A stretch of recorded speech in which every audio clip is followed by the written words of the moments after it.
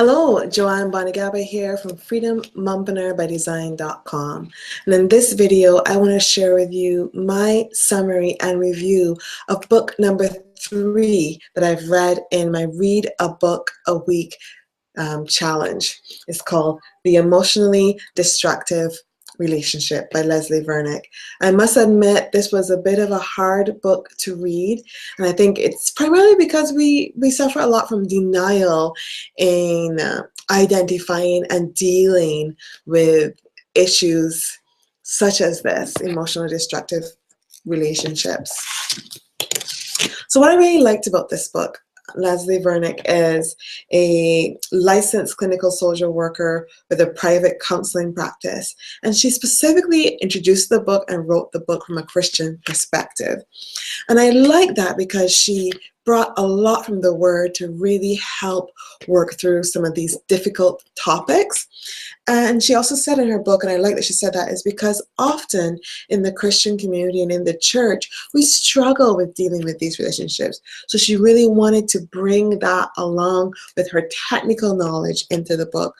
So I like that. So what is an emotionally destructive relationship? And she talks about it has to be a consistent pattern of behavior. One single episode of sinful behavior and hurtful behavior does not make an emotionally destructive relationship. And actually she goes through that on page 22 of the book. She gives a really good example of this, right? And it talks about because it was consistent and continuous, that's where it becomes destructive. I have a definition here that I wrote down that I want to share with you, and it talks about pervasive and repetitive patterns of actions and attitudes that result in tearing someone down or inhibiting a person's growth. So that is destructive. Difficult relationships. She really gave a good example well in the book. I forget where it was. You know, it can be difficult to learn a new skill and there is a reward afterwards. And so there's a little time of difficulty. There's a little time of getting to know each other and to work as a team. But destructive is really consistent, and it's the goal and the effect is tearing someone down or inhibiting someone's personal growth.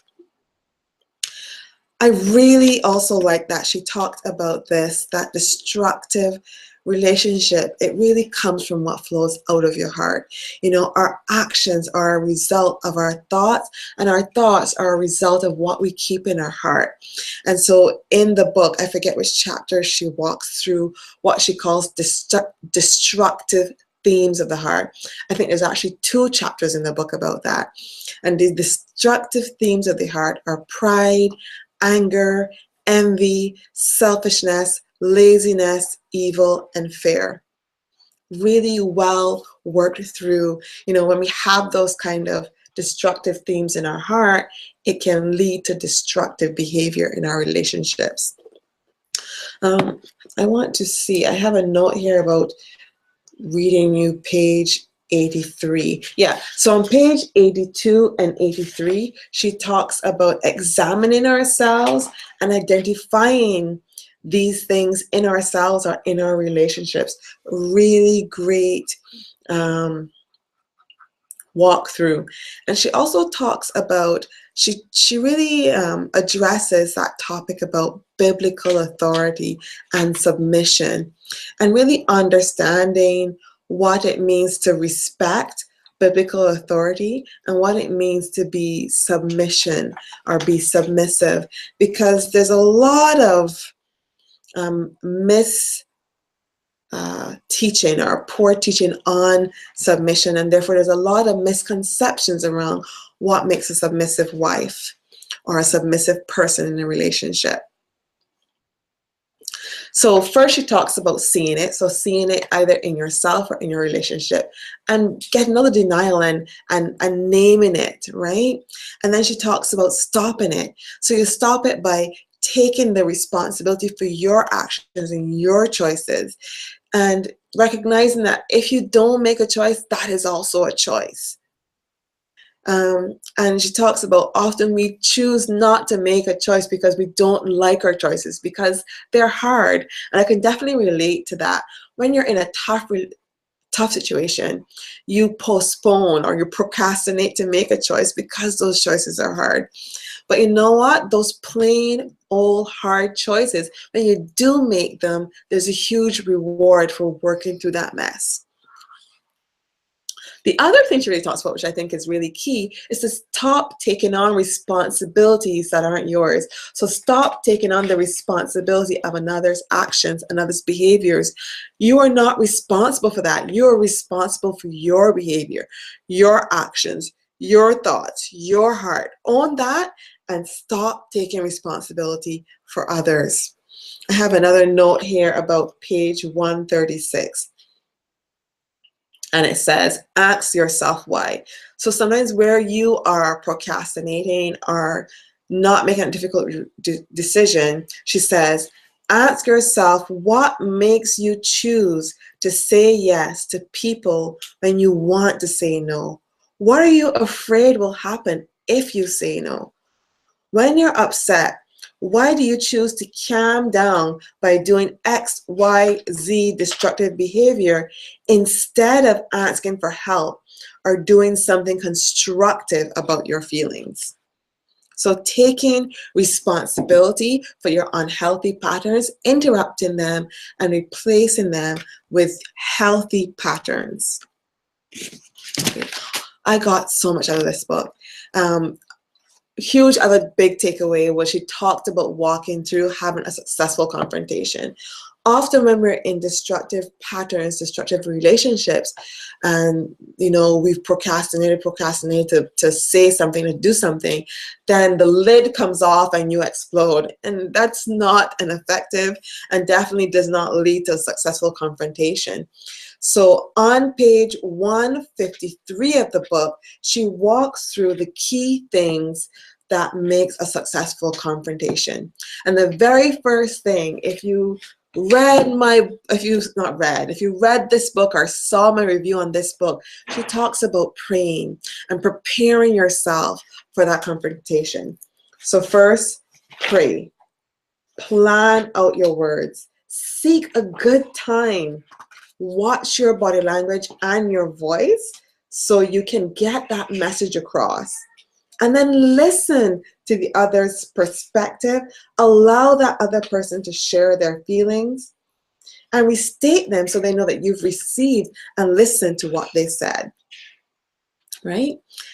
Another thing that she mentioned in the book that I really liked is that she talked about the difference between being a peacemaker versus a peacekeeper. We may often choose to be a peacekeeper by being quiet, by always saying yes and going along with decisions just to keep the peace in the house, in the relationship. While a peacemaker deals with those difficult conversations, has a difficult conversation, speaks up for your opinion, speaks up for what your choice is, and then comes to a peaceful agreement after each opposing or different point of views are heard. And then she says, okay, so how do you know if there's a change and if the person is moving forward in a positive light? And I really liked, she said, pay attention and patiently watch their actions and their behaviors. And then test that person. Test that person and see how they respond. If they are consistent in their change behavior, not only in their words, because often they're really quick with their words, but their actions, and that it's consistent, because often when you confront, you might get a response because they don't want to lose a relationship. And so there's that initial, what you call honeymoon period or good period, and then it falls back into the other pattern. When you really see true and genuine repentance, there's a longer, consistent change. And there is, it's actions and words how they approach different things, how they speak to you. Can you stop that, please? I'm recording a video. Thanks. My son is here turning pages, and I imagine that you guys could hear that. Okay. And the last step, she talks about surviving it. I really forget where she said it in the book, but it really spoke to me. And she had a paragraph that said, God sees you. God sees you and wants to heal you. You may feel as if you're not seen if you're in a destructive relationship, but God sees you.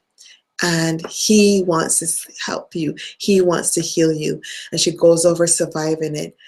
And she talks about, how do you really see God?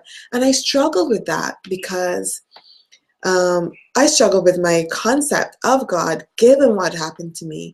And she said that, go back to the Word, go back to his promises. And most important, journal and let the Holy Spirit work with you through that journaling. Keep it private, but just be honest in your feelings. God can take it. God can take your anger to him. He can take your pain. He can take your sadness. He can take it. So take it to him. Take it to him in prayer and journal it. Work through those feelings, and then go to his word and see what is said. See what his promises are. Okay, and then she talks about surviving it in terms of healing your damaged identity of self. Because often when you're in a damaged relationship, you've had to make allowances, you've had to make changes. And because of that destructive behavior, you start to question your value, you start to question yourself. And so you need to give yourself time to rebuild that positive identity of yourself and sort of find yourself again, recognize and look back at all those things that you were good at, but that maybe now you're not so good at because of those questions, because of that destructive behavior. She gave a really great example of, someone who was excellent at their job and they got promoted. And then they got promoted into this position where their boss was nasty and negative at them. And then because of that, they started to question themselves. And because of questioning themselves and in that really toxic environment, then their work started to suffer, and it became that cycle. Their work started to suffer, their boss started pointing out their errors, and then they started questioning, and it got worse and worse. And it's only when they got out of that environment, out of that toxic environment, and started back into a positive environment, a reaffirming environment, an environment where they could breathe and be themselves, that it started to again recognize that they had really great skill set, really great knowledge, and were competent in their job. And then the last but not least, she talked about letting go. You have to let go. You have to let go of some of the sin that was in your life because of that destructive behavior.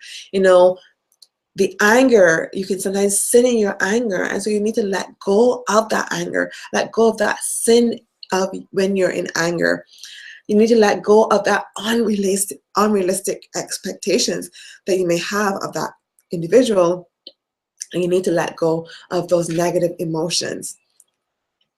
I must have read this page several times. It really spoke to me. And it talked about, insanity is doing the same thing and expecting different results. So a person shows themselves by their actions. So watch their actions and recognize that if that's the way the person is, don't expect them to change. It's unrealistic, right? So let go of the lies you tell yourself and that you hold on to, that person will change.